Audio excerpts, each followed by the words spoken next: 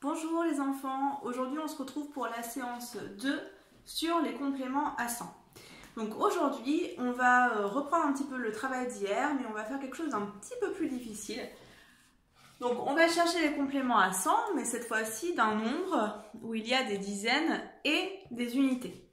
Par exemple, on va se demander de 12, qu'est-ce qu'il faut que je rajoute pour aller jusqu'à 100 ?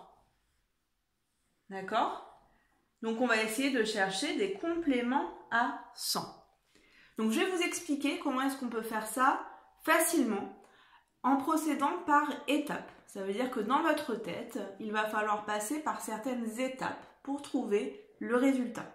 D'accord? Donc étape 1.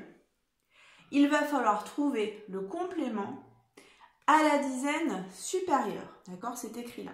Le complément à la dizaine supérieure. Ça veut dire quoi ça?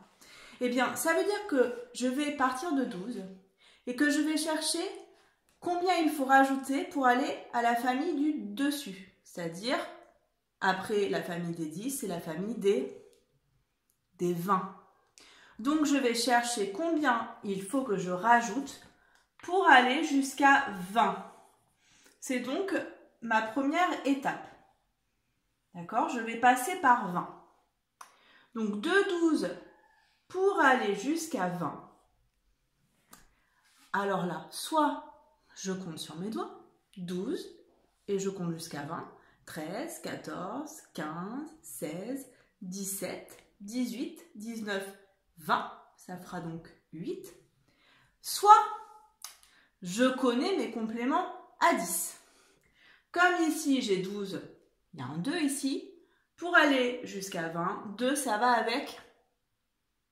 Oui, ça va avec 8. Donc, de 12 pour aller jusqu'à 20, ça fait 8. D'accord? Donc, pour trouver le complément à la dizaine supérieure, il suffit juste que je me rappelle de mes compléments à 10.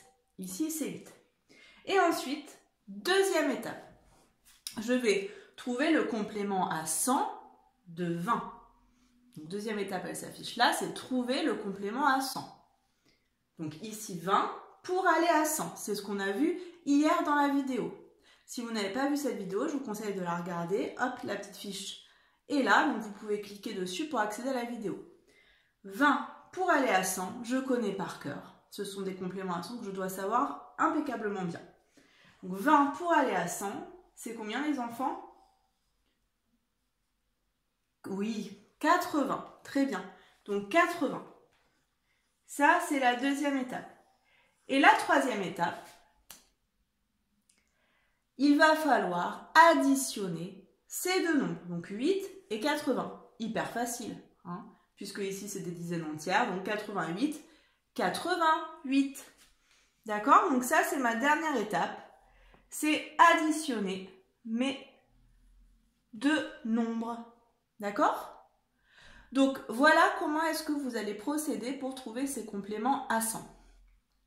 Pour vous entraîner à en faire d'autres, je vous ai préparé une petite fiche que vous allez trouver dans la description de la vidéo, que vous pourrez imprimer toute prête. Mais moi, je l'ai recopiée ici puisque je n'ai pas d'imprimante. Donc, la voici. Donc là, il va falloir vous aider avec papa et maman. D'accord? Je vais écrire mon nombre de départ ici. Donc, par exemple, ça peut être n'importe quel nombre entre 0 et 100. Donc, par exemple, je vais écrire ici 32. Il va falloir que je trouve mon complément à 100. On va mettre 34 plutôt, tiens, pour changer un peu. Hop, 34. Il va falloir que je trouve combien il faut que je rajoute à 34 pour aller jusqu'à 100. Donc, papa et maman, ils vous ont écrit ça. Maintenant, c'est à vous de faire le reste. On se rappelle des étapes qu'on a vues juste avant. 34, on veut aller jusqu'à, c'est quoi la dizaine après les 30? Très bien, 40. Donc, on va aller jusqu'à 40. Combien ça fait de 34 à 40? On se souvient des compléments à 10, c'est ce qu'on a fait tout à l'heure. Là, ici, j'ai 4. 4, ça va avec 6 pour faire 10, très bien. Et enfin, 40 pour aller à 100. On l'a vu dans la précédente vidéo par cœur. C'est 60.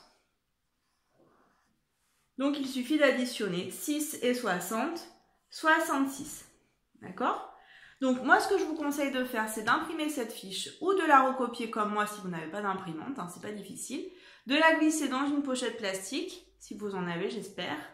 Et sinon vous pouvez prendre aussi, vous savez, du film alimentaire, là, vous le mettez par-dessus et puis ça peut fonctionner. Et avec un feutre à ardoise, papa et maman, ils vous écrivent un nombre de départ et vous faites les étapes suivantes pour trouver le complément à 100. Donc là, il faut s'entraîner plusieurs fois là-dessus. Une fois qu'on s'est bien entraîné à l'écrit, vous allez essayer de demander à papa et maman de vous dire un nombre et cette fois-ci, il faudra essayer de faire ces étapes-là, mais dans votre tête, c'est-à-dire sans les écrire.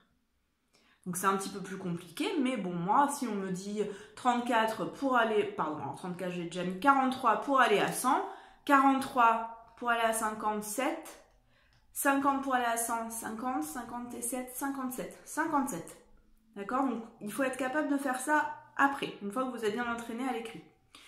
Et quand vous avez fini de faire tout ça, je vous ai mis dans le descriptif de la vidéo plein de jeux que j'ai trouvés sur internet qui sont très bien pour pouvoir revoir vos compléments à 100 en vous amusant. Donc, il y a plein de choses, il y a des jeux sur internet, il y a un petit jeu de domino, il y a un petit carré magique, il y a plein de choses à faire pour s'entraîner sur ces compléments à 100.